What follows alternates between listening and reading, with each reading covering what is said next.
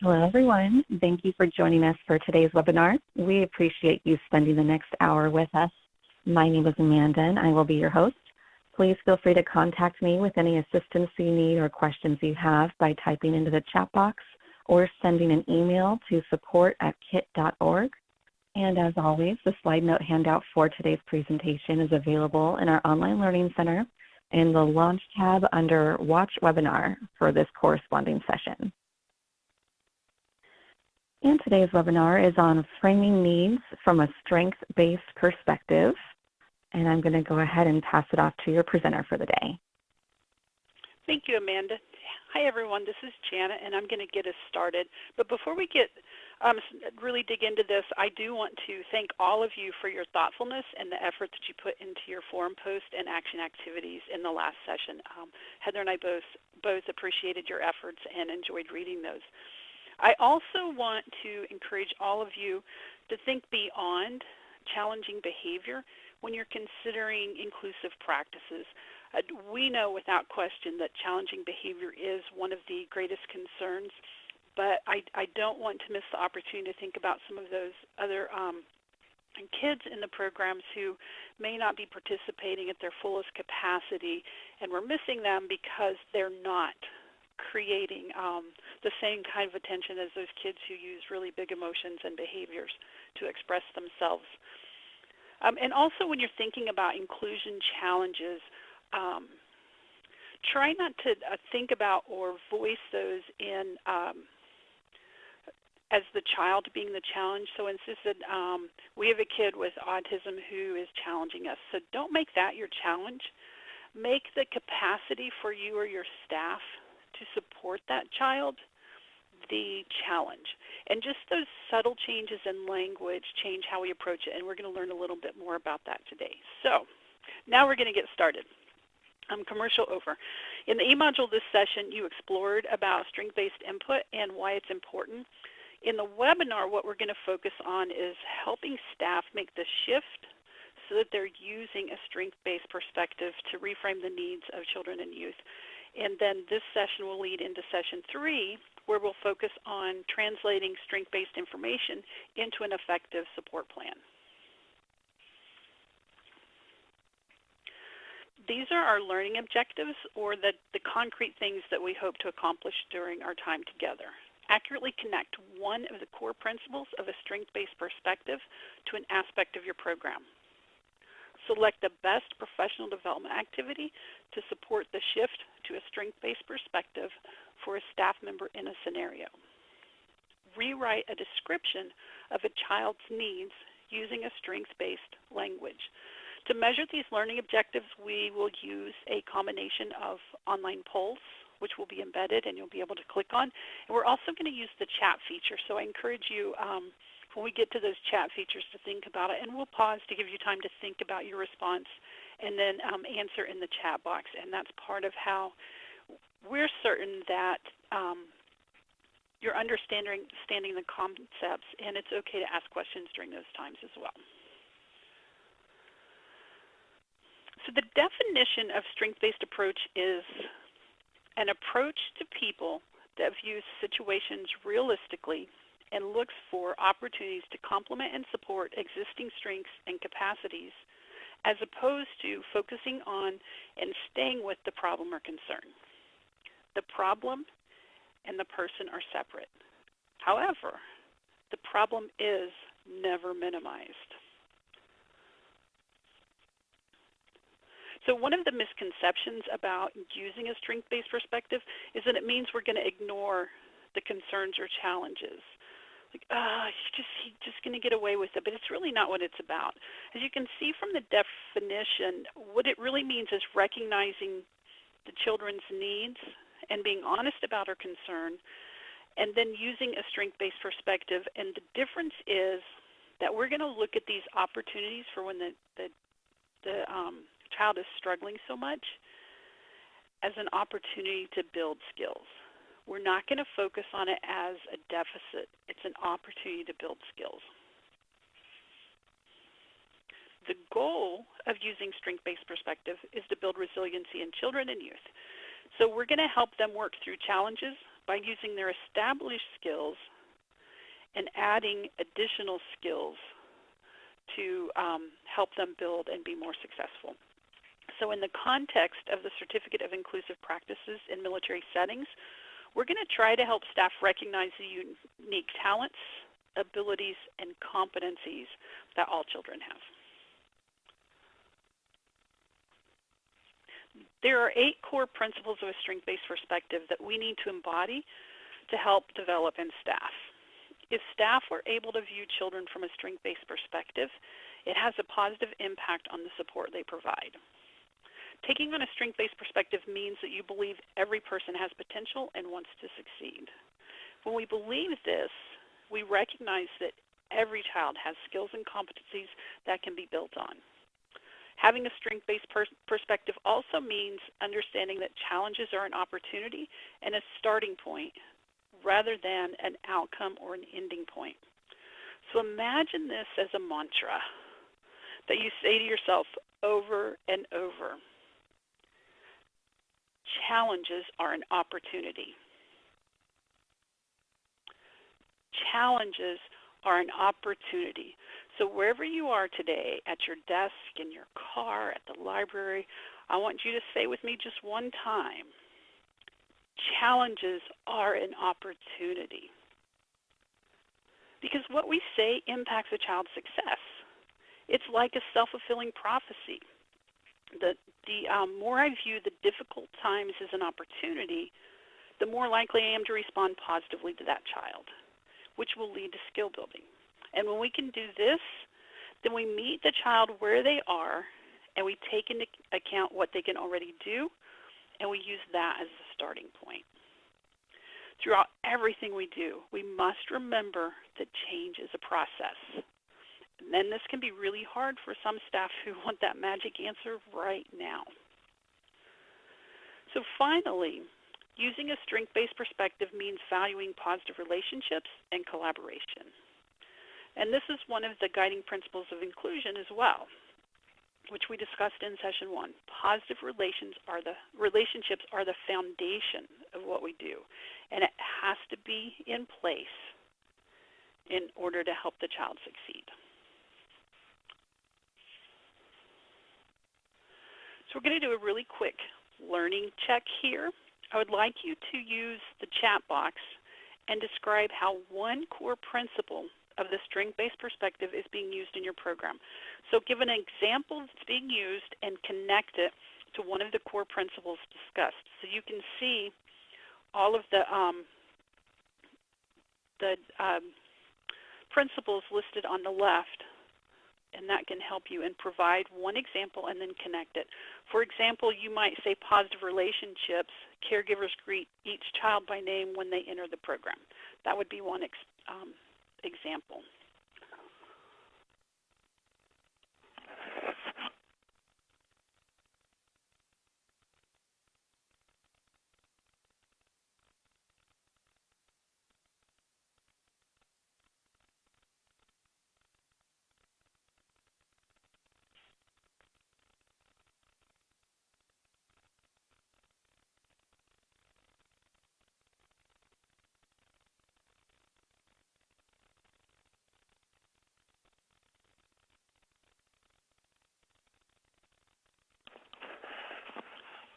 So one example in your program that exhibits one of the principles of strength-based perspective.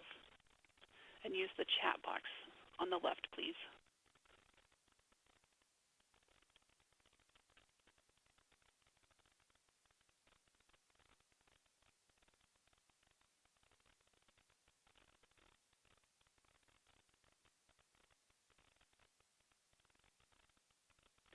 Okay, thank you, Shannon. Change is a process. A child that typically has 8 meltdowns a day 4 weeks ago is now only having 6 meltdowns. So that is an example of change is a process. So I'm curious, Shannon, for that, like how are staff doing? Are they recognizing that the child is making progress, or do they need some help with that?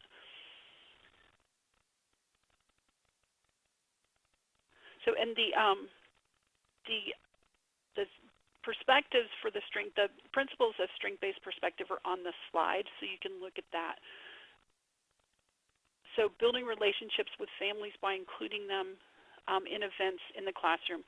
So positive relationships is one of the strength-based perspectives, and with families, with the children, between trainers and staff, between staff and children, staff and families, all of those relationships are important for using a strength-based approach. Collaboration, our team meets to ensure we're meeting the child's needs. The collaboration process includes parents, CYS therapists, EFMP, and other outside professionals. Collaboration is so key to really getting to the core of challenges and also understanding the uniqueness of each child. Positive relationships, greeting parents and children upon arrival, getting to know each child and family, and treating the child as an individual. And that's a really important one. I've been in programs sometimes where as the parent or guardian comes in, they're all greeted as mom or dad or auntie. So they're greeted by a title instead of a name. And it's really more meaningful if staff can take the time to learn who they are and call them by their given names, whether it's first or last, whatever kind of the characteristics are of your center. But it's a lot more meaningful not to say, oh, hi, Sam's mom, he had a good day today, and really it's like, oh, hi, Mrs. Maddox, we had a great day today, and use those people's names. Let's see. Okay, so Summer, thank you for answering my question. At a minimum, on a quarterly basis, you track progress with the techniques. So remembering for this, and we'll talk more about it as we get into the session, is helping staff recognize it to minimize their frustration if it feels like progress isn't being made. Make sure that they're figuring that out.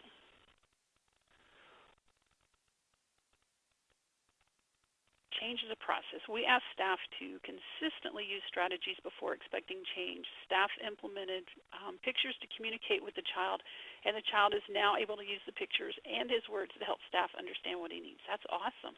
It's been a process, but we're seeing growth in his ability to communicate. Those are really great examples. Thank you for sharing those with us. We're going to go ahead and move on.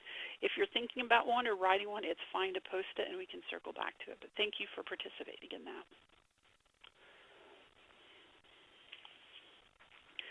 You probably have seen this image before or something similar to it, and this is one of those things when people look at it, they may immediately see two silhouettes. Others may have immediately seen a vase. The core principles of a strength-based approach can represent a paradigm shift or a shift in perspective for some of the staff that you support, kind of like this picture. We want them to view something differently. And this means we have to give them opportunities to practice making the shift before we expect them to fully embrace this new viewpoint and see the child in a different way.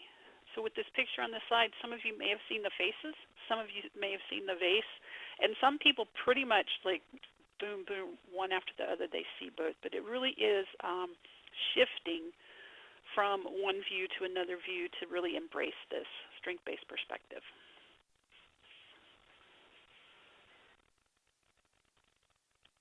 So we are going to use the individual practice development theory, which is a professional development model, and it's really intuitive. And we're going to use this and customize it based on the needs of the learner and where they are in the understanding of a topic. And this is really a strength-based model, so you can use this more broadly, but we're going to use the concepts in this model and apply it to how we help staff make that paradigm shift to a strength-based perspective of children and youth.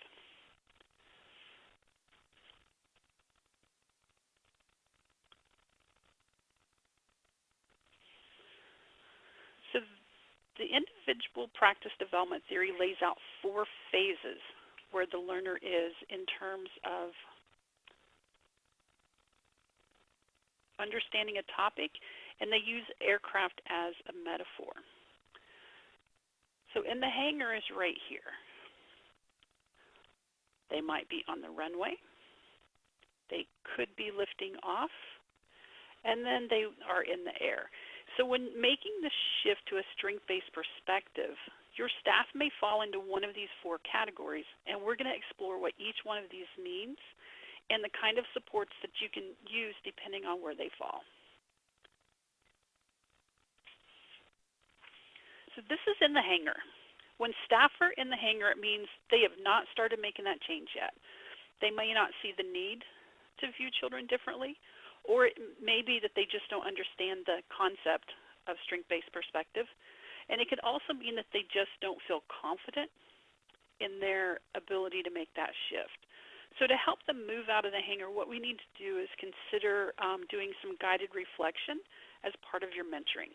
There's a really great TED Talk by education advocate Rita Pierson called Every Kid Needs a Champion. And one section of it is on how a strength-based perspective helped a child view himself differently. We're going to watch a short clip. I encourage you to go online and look for the full video later because the whole video is really good. And also some of you, occasionally, some people have a hard time seeing the video. It is available in the OLC in the same place where the slide handout is. You can see this video if it doesn't play for you during the webinar.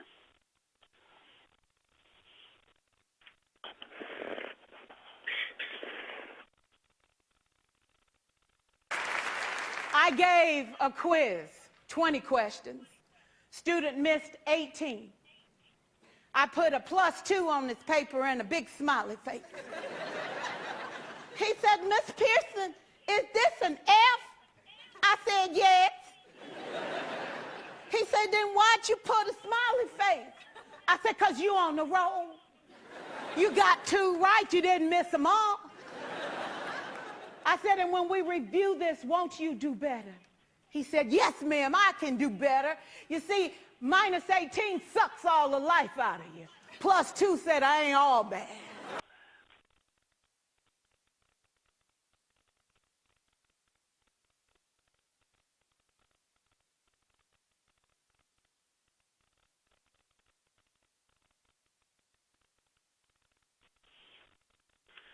So to review the video, Ms. Pierson talks about a time when she gave a 20-question quiz, and one of her students missed 18 of the questions. Instead of writing a -18 on his paper, which she said would suck the life out of the student, she wrote a +2 with a smiley face, because that sends the message, I ain't all bad. Ms. Pierson embodies the strength-based perspective. She recognizes potential, meets students where they are, sees challenges as an opportunity, and she works to build those relationships. So thinking about the video, and Ms. Pierson, what are some guiding questions that you could ask staff after watching this video to help them move out of the hangar? And please type those questions in the chat box.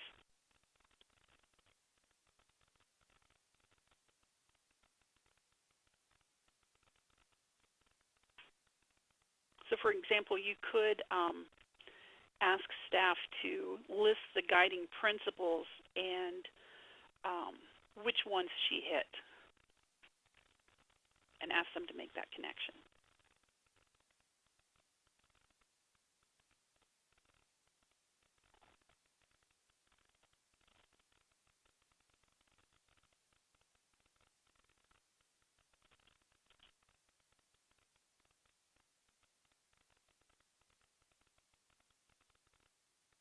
So we're getting some responses on this. Tell me things that Johnny is good at. What does the child do well? What does she do that makes you smile? So going back to those 5 questions that you can ask for gathering information is some of the things. What are the good parts of the day? How do you feel when someone judges you based on weakness? And how do you feel when they judge you on your strengths? So that's getting at some of those, really asking them to connect to the core principles of strength-based when you're asking questions like that. So it's making them kind of do some reflection. How do you think she feels when you use that tone with her, those kinds of things. Another thing might be, think about a time when you felt supported versus a time when you felt not supported. How did that support help you succeed? So we can go even beyond just those child-specific questions, which we really want to use for that, gathering information. But when you're teaching about a new paradigm, helping them shift out of the hanger, we want to try to connect them to the core principles of strength-based perspective. So you could view this video with your staff and then ask about their feelings about that, some guiding questions along that. Let's see.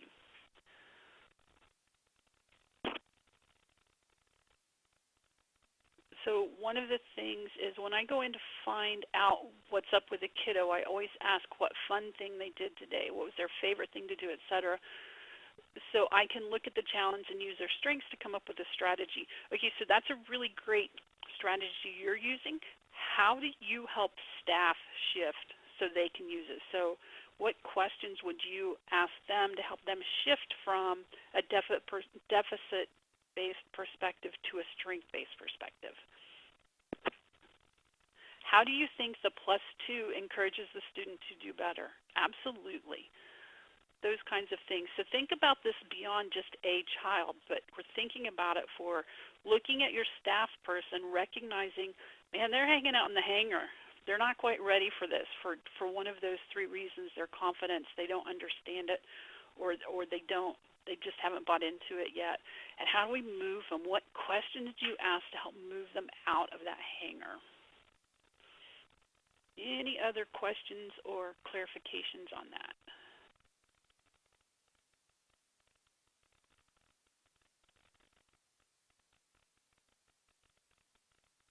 So you could even use a worksheet, show this, and you could look at the longer video or just show this one and give them that list of the guiding principles and ask them to connect one of those with the action.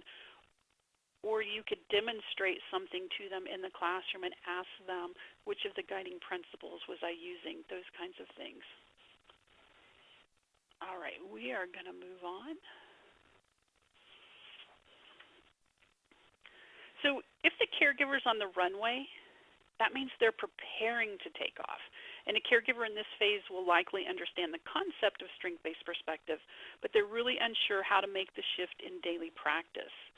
So to support caregivers in this phase, we need to offer them opportunities to practice viewing a concern from a strength-based perspective. So they understand it, but they don't know how to use it. So thinking about this, one of the things we could do is use incident reports as a practice tool. So with the caregiver, you can discuss what happened and how it was framed in the report, and then you look for language that was used to describe the child and the situation. Was the blame placed on the child, or was the caregiver able to express their best guess about why the situation occurred? And then ask the caregiver to rewrite the incident report from a strength-based perspective. And you may need to walk them through really breaking down their language and how they saw the child and reframe it. So that would be how we get them from the runway where they're hesitant about actually using the skills and get them into the air. So if they're lifting off, in this phase, it may be that they just need a little bit of support from their peers so they can keep their momentum going. So they've adopted the strength-based perspective, but occasionally find themselves in a challenging situation, and they get bogged down by that emotional toll that it takes to be able to support a child who uses challenging behavior persistently. So peer groups can help caregivers support each other through these challenges.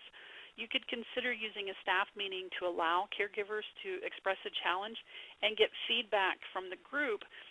And it's a structured process, so the feedback is based on, okay, how do we view this from a strength-based perspective? So it's not one of those, okay, we're going to come in and we're going to share all of our frustrations about Johnny. We're going to present the information, and then we're going to practice reframing it from that strength base. So that's the purpose of it. And the feedback from the group can help build those skills. And it could be that a discussion like this might derail larger staff meeting, And if that's true, then you could create a small group with providers who are all in that liftoff phase, and they can support each other to look at situations from a strength-based perspective. And then we have those caregivers who are in the air. They're comfortable with using a strength-based perspective. They understand it.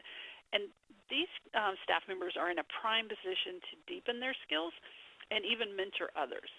So they may be able to facilitate small group discussions for caregivers who are still in that liftoff phase, and they might also be able to provide mentoring to their colleagues. This is a learning check, and there will be a poll on the next page. So after reading the scenario, I'm going to ask you to select the professional development tool that would be best to support the caregiver. And remember, first you have to figure out which phase she's in.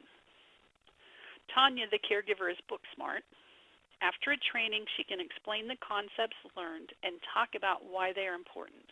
You have noticed that she often talks about the benefits of strength-based perspective, but does not seem to be able to put this into practice. Which professional development tool should you use to help Tanya? So remember, first, where do you think she is? In the hangar, on the runway, taking off, or in the air? And which of these tools is going to help her?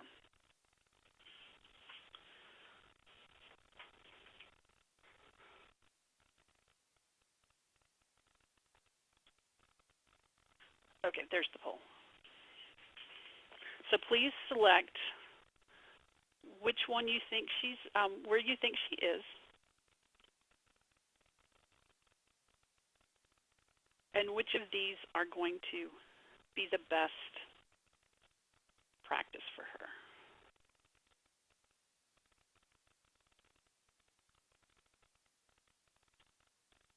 Responses are coming in.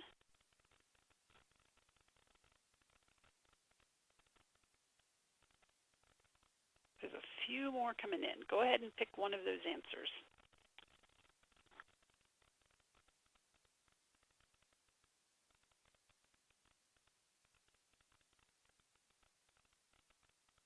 Okay, counting down from 10. Go ahead and get your answers in. 4, 3, 2, 1. Let's see what we got. All right, which professional development tool would you use?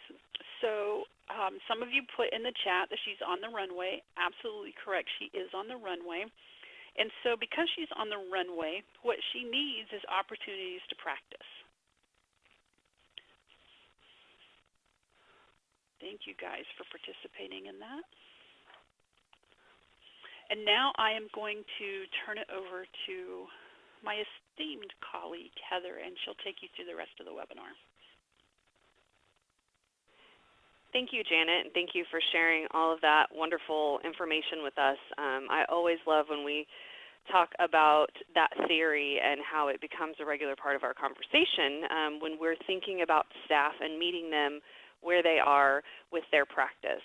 So what we're going to do now is we have really discussed the ways to help the teachers and caregivers to make that shift in their perspective so that they can consistently use a strength-based perspective. We're going to talk about how to shape the way we talk about and write about children so it reflects a strength-based perspective.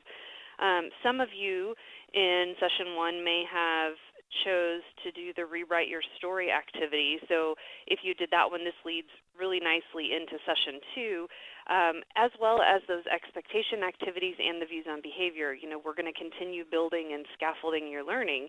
And so this approach that we're talking about is important because it really lays the foundation for creating support plans that are strength-based, which is what we will discuss in session 3. So we're going to move towards that after this session. We are going to review the elements of a strength-based statement, which are temperament, context, indicators of challenges and success, and supports. And then we're going to practice writing a strength-based statement. So at the end, I'm going to walk you through taking a narrative that we are going to share with you, and you're going to help us rewrite those statements so that they are more strength-based.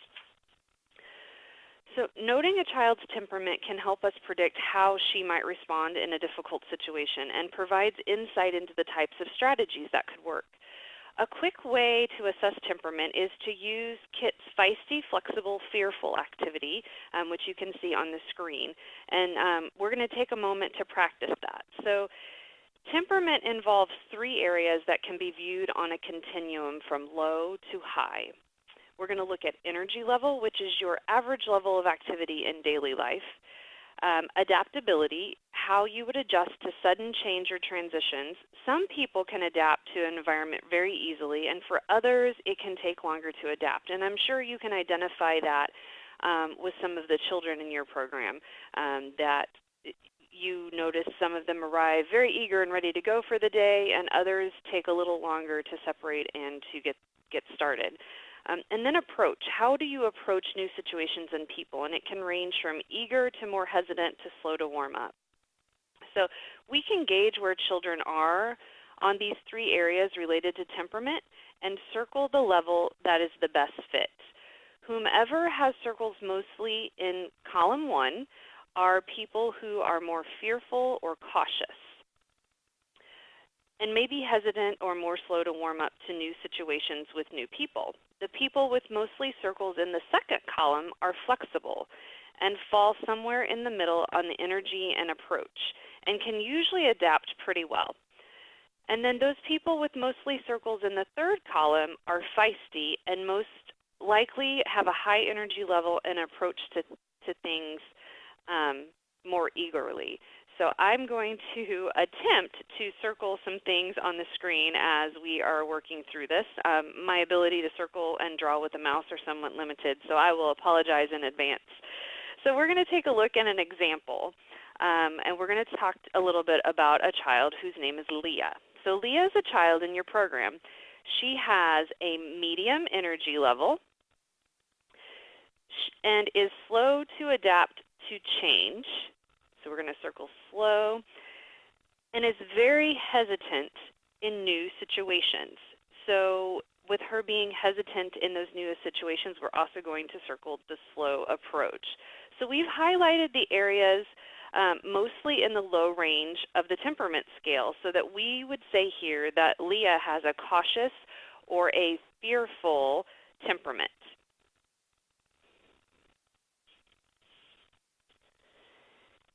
It is important to know both what triggers a challenging situation for a child and what leads to a child's success. The context is the people, the places, and the things that either lead to a challenge or support success. By outlining the context, we can see when a child is more likely to struggle, as well as what factors lead to success. So for example, there is a change in a schedule and it makes Leah feel anxious. So if Leah knows about the change ahead of time, she feels like she can manage the new routine. Context is an element that I think of a lot of frontline staff struggle to understand.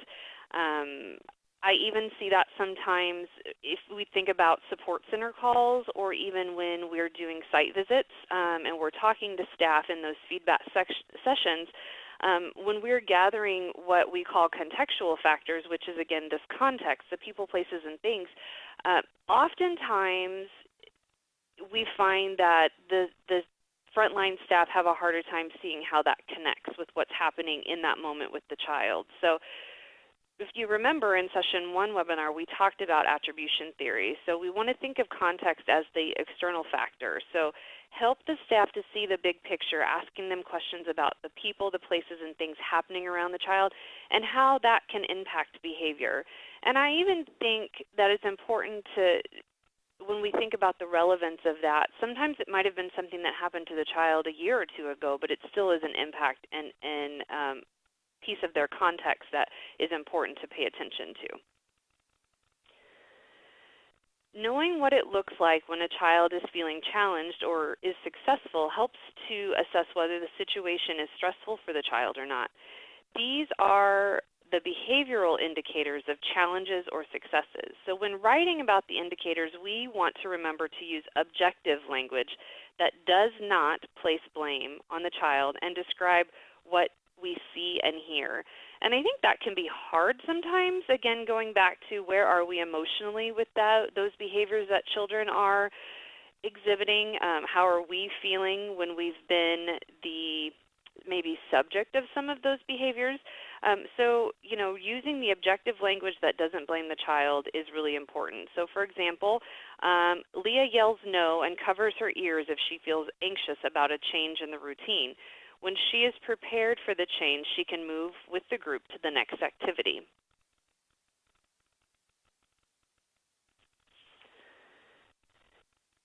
Having an idea of what already helps a child to be successful can lead to additional strategies. So a strength-based description of a child's needs includes supports. As you can see on the screen, we have an example of a visual schedule. So if we're going back to our scenario of Leah, Leah likes looking at the visual schedule. If there's a change in the routine, a caregiver adds a picture to the visual schedule and shows Leah so that she knows what to expect. So I think, thinking about that visual schedule, we probably have many of those up in the classroom. And, are the staff using opportunities to change what that schedule says when things are getting ready to change to prepare students or children like Leah who need to know and be ready to be prepared for that? So making sure those supports are in place. So let's pull this all together. And you're going to be able to see this description of Leah includes all of the elements of a strength-based statement. It tells us about her temperament. She's cautious. It lays out the context of what leads to challenges and what leads to success. So let me read it for you real fast, and then I'll continue going through this. So Leah tends to be cautious and prefers a consistent routine. When there is a change, it makes Leah feel anxious. If Leah knows about the change ahead of time, she can manage the new routine. If Leah feels anxious, she yells no and covers her ears. When she is prepared for the change, she can move with the group to the next activity. Leah likes looking at the visual schedule. If there is a change in the routine, a caregiver adds a picture to the visual schedule and shows Leah how she knows what to expect. So again, when we're looking at that, this is breaking down all those elements that we've just talked about, where, again, it tells us about her temperament. She's cautious. It lays out the context of what leads to challenges and what leads to success. So an unexpected change in routine equals anxiety for Leah, but preparation leads to her ability to manage. We have an objective description of the behavioral indicators that tell us if Leah is having a difficult time or is feeling successful. So an indicator of a challenge is that she's covering her ears and yelling no, but an indicator of success means that she's moving with the group. And we know what supports work for Leah, which is that visual schedule with the picture that represents the change. So we've also identified what works. So all of those elements were included so that we could put this together into a strength-based statement. So now we are going to take an opportunity to practice. What you're going to see happen here over the series of the next couple of slides is we're going to take this statement that I'm going to read to you here just momentarily, and we're going to break it down into segments based on the temperament, based on the context, the indicators, and the supports. And I'm going to ask you to help me rewrite those. So again, we're going to be asking you to type some information in the chat box, and I'll do my best to keep up with what you're submitting. So here's the statement. Maddox is like the Tasmanian devil. He is constantly moving and constantly talking. He is fearless in new situations. When he sees something he wants, he takes it, even if a peer is using the item. The staff remind him to ask before taking something, but he can't remember to do this unless a teacher is standing next to him. You can tell he's going to steal something because he looks around the room to figure out who is an easy target. So that's the statement as it's written right now. We're going to be working on reframing that. So over the next 4 slides, I'm going to be asking for your feedback. So let's go ahead and jump right in. Now you're going to have the opportunity to practice rewriting the temperament section of this using strength-based language. So I want you to pay attention to what's bolded on the screen. Take just a few minutes and I want you to reframe this statement about Maddox using strength-based language. I'm going to give you a couple of minutes to do that in the chat box, and then we're going to talk about what you're submitting and if it has the elements of that statement of the strength-based perspective.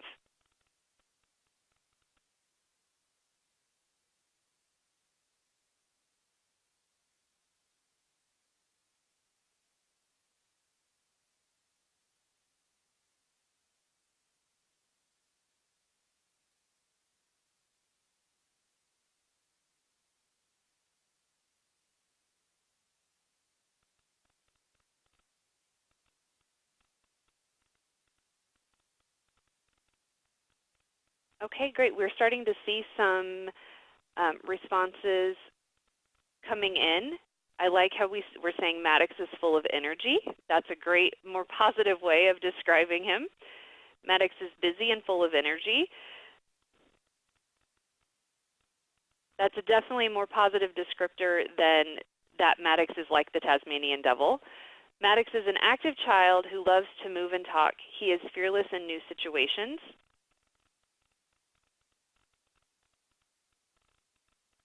And just like we saw in the example with Leah, it's also, I think, important to identify the temperament.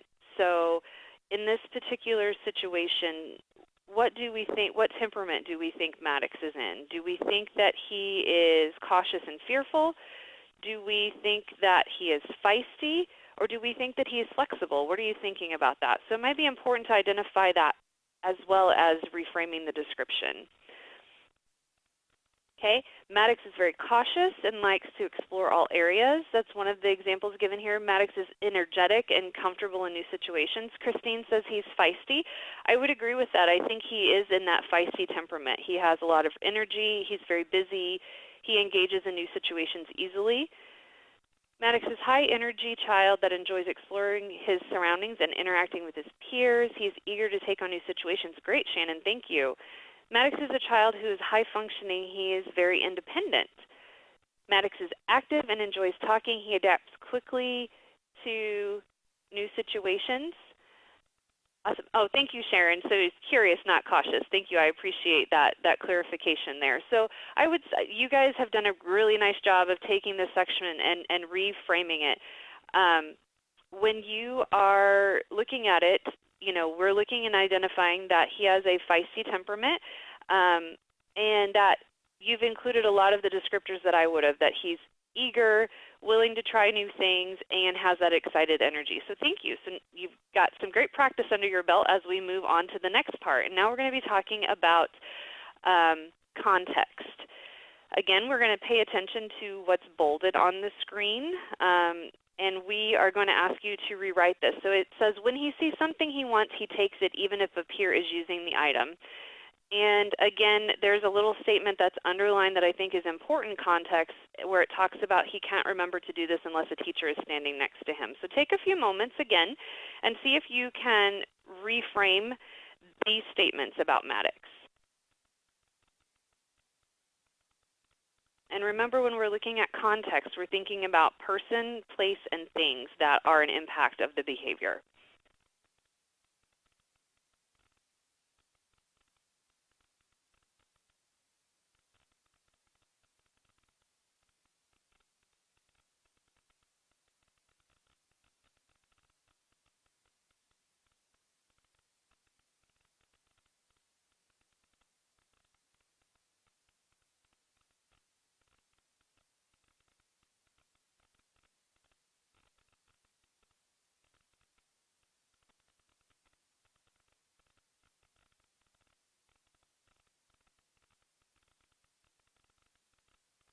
So we know that Maddox gets excited. We talked about that within his temperament.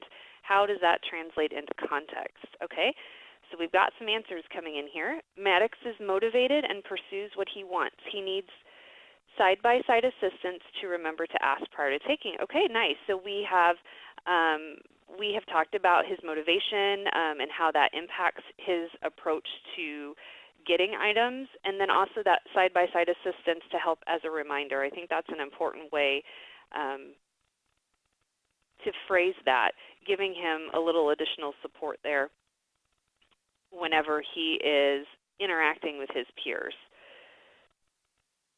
I'm going to give us just a little bit more time to see if there's more responses coming in. Okay, we have, he is good at remembering the expectations when a caregiver is near. He is a very smart boy.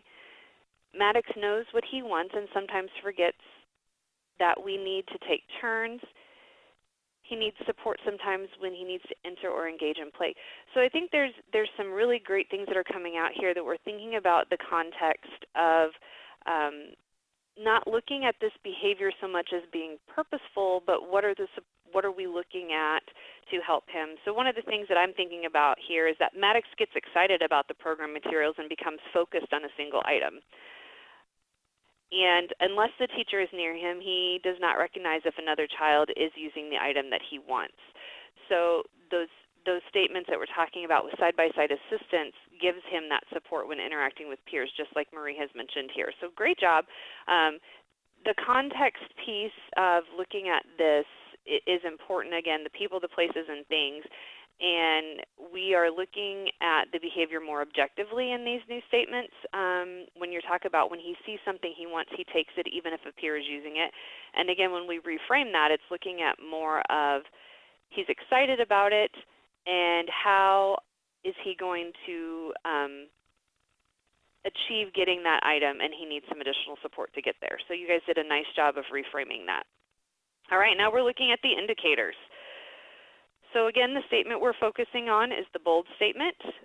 We're going to have you rewrite the indicator section. It says here, you can tell he's going to steal something because he looks around the room to figure out who's an easy target. So again, the indicators are like the antecedent. What was happening before the behavior took place. So we want to look for those signs and signals that can tip us off about the behavior that may be getting ready to occur. So take a few moments and go ahead and type in your responses now.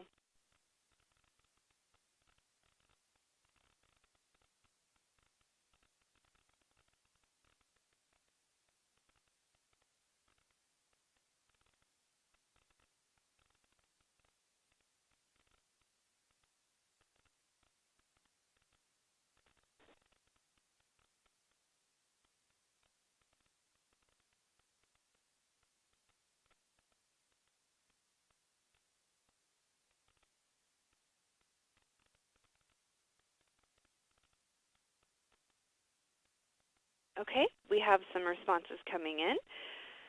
When he is not actively engaged in an activity, Maddox can quickly identify what item he wants to play with. Okay, so when Maddox is not already doing something else, he is able to identify that, and he's able to identify what he wants to play with.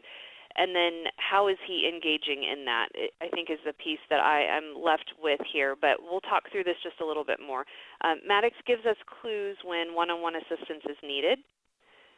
Maddox looks for support when he engages in activity. Maddox looks around the room and quickly chooses an item to play with and moves to that area.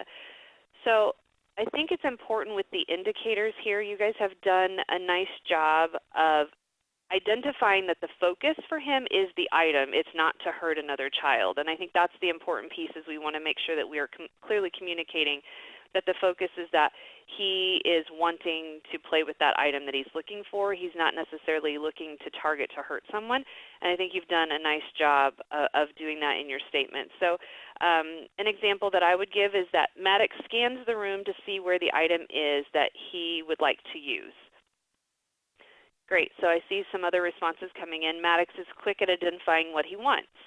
Maddox will sometimes survey the room and decide which of his friends has a toy he wants to engage with. Great, so when we're looking at these statements, again, wanting to make sure that we, again, are being objective, and with this, we're looking for those signs and signals that are going to tip us off to that behavior that may follow.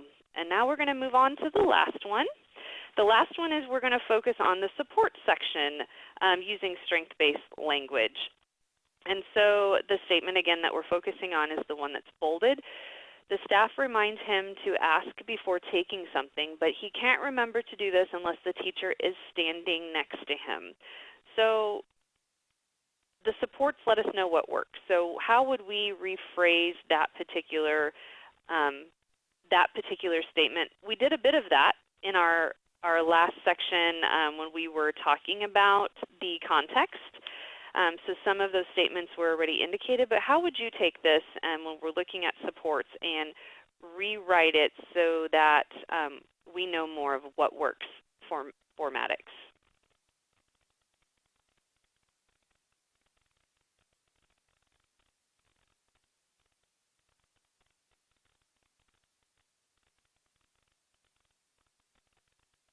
And I think it's also really important to remember that we want the statement to explain what to do rather than a judgment on his abilities. Oh, so we have some things coming in.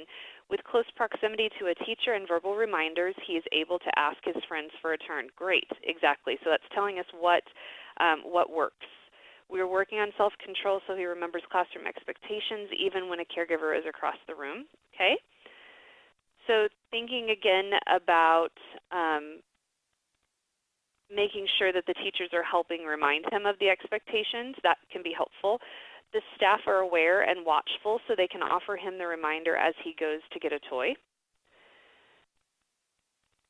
Maddox will ask his friends for the item once his teachers prompt him with a verbal reminder. Maddox needs verbal cues or reminders. Maddox is reminded of the expectations of what is expected of him. And in this particular statement, I think we want to make sure that we clearly identify what those expectations are when we're writing these strength-based statements, because remember, we're probably going to be sharing these observations with others. Maybe it's going to be with parents. Perhaps it's going to be with the director. So we want to make sure that we're clearly communicating what those supports might be. So if we're reminding him of the expectations, we want to make sure that we communicate what those expectations are. So here's an example that I have down here. Maddox does best when he is given a reminder to ask for something he wants and when staff stay near him during free play. So that gives us a clearer idea of what they're doing to support him and how it's helping him to be more successful. So thank you all for your input. I really appreciate how interactive you've been on this particular activity, and I hope that it helped you to shape the ideas of how to help coach the staff through rewriting these statements. Writing a well-crafted strength-based description of a child does take practice. We understand that it may take time to process each piece of the description that we had during this webinar, but we appreciate that you really participated and gave us some meaningful input.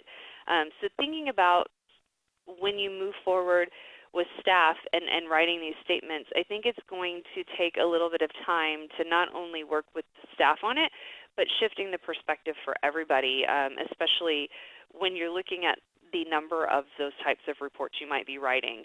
So really, the action activity that you're going to be doing is going to be centered around helping staff write a strength-based statement. So that's really what we're going to be doing with Session 2's action activity and your assignment this time. So let's review a little bit about what we talked about today. So we learned about laying the foundation with the core principles of a strength-based perspective, assessing where staff are in their journey and providing them support, and then using a strength-based language to summarize those needs. Here are the references. They're going to be available to you if you want to read more about this, or if you want to watch the video in its entirety that Janet shared with you earlier. And now I'm going to go through what our next steps are. So your online discussion is now open. The forum discussion is open, and you can start posting in there. What your question is going to be about this time is design one strategy to gather meaningful input. So identify one challenge for gathering meaningful input from family. Describe a strategy you're going to use in your program to overcome that challenge. And again, remember to tie this back to the content, either of the e-learning module or what we've talked about today in the webinar. Your action activity is also now available, so you'll be able to open that up and look at the document. This session, there is only one activity. Last time we had 3 to choose from. This time there's only one. And that activity is gather meaningful input from families and staff and write about a child's needs using a strength-based perspective. So that's what you're going to be doing this time. And then your KIT consultant will be emailing you, letting you know when you can schedule a consultation call. Just a reminder that the consultation calls for Session 2, 3, and 4 are optional. They were required for Session 1, but they're optional moving forward. Your consultant is always going to be happy to talk to you, so if you want to continue to take advantage of that, we highly encourage you to do it. It gives us a great opportunity to interact with you as well. So just a couple of reminders. We want you to make sure that you are reading the rubric for your forum post and for your action activities, and making sure that you're understanding that before you submit your assignments. If you have questions, Janet and I are available to help there. We also just want to remind you that if there are any technical difficulties that you're experiencing, you can always email support@kit.org. Sometimes Janet and I can help you through some of those things, but oftentimes we have to elevate it to someone else. And so Sochi, one of our colleagues, will receive your questions at support@kit.org, and she can help you work through that. So, but that is our next steps of where we're going now. I just would like to leave a quick note about some of you might be wondering about feedback on your session 1. I can't speak for Janet, but I know I'm still grading some forum discussions and assignments, so you're going to be seeing those grades slowly rolling in.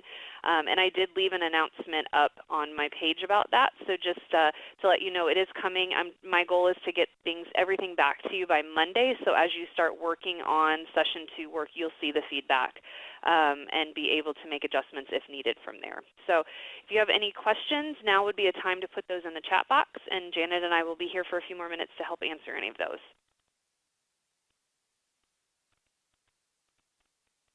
Wonderful. Thank you so much, Heather and Janet. I'm going to go ahead and go through this last couple of slides here while we're waiting for any questions to come in. We look forward to seeing all of you next time we get together on March 28th, and that webinar will be covering evaluating the effectiveness of support plans. And in the meantime, we can always stay in touch on a more social level. So here are the links to our platforms on Facebook, Twitter, and Pinterest. Okay, I'm going to go ahead and bring you back to the Q&A slide and just give everyone another minute or so to see if anything comes in.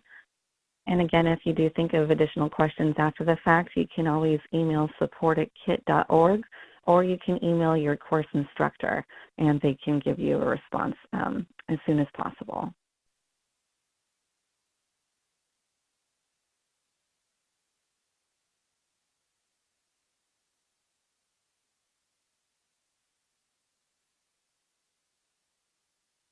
Okay, it's looking like we are ready to wrap up. So again, thank you, Janet and Heather, for a great webinar. And thank you, everyone, for all your participation. It always makes these webinars much more effective and impactful and meaningful if we can get that great engagement in the chat box. So we really appreciate you guys staying engaged with us this whole time. And we, again, appreciate the hard work that you're doing, and we hope that we can continue to support you throughout this process and beyond. So please let us know if there's anything we can do to continue to help further support you in your work. But thank you again, everyone, and we look forward to seeing you next time. Bye, everybody.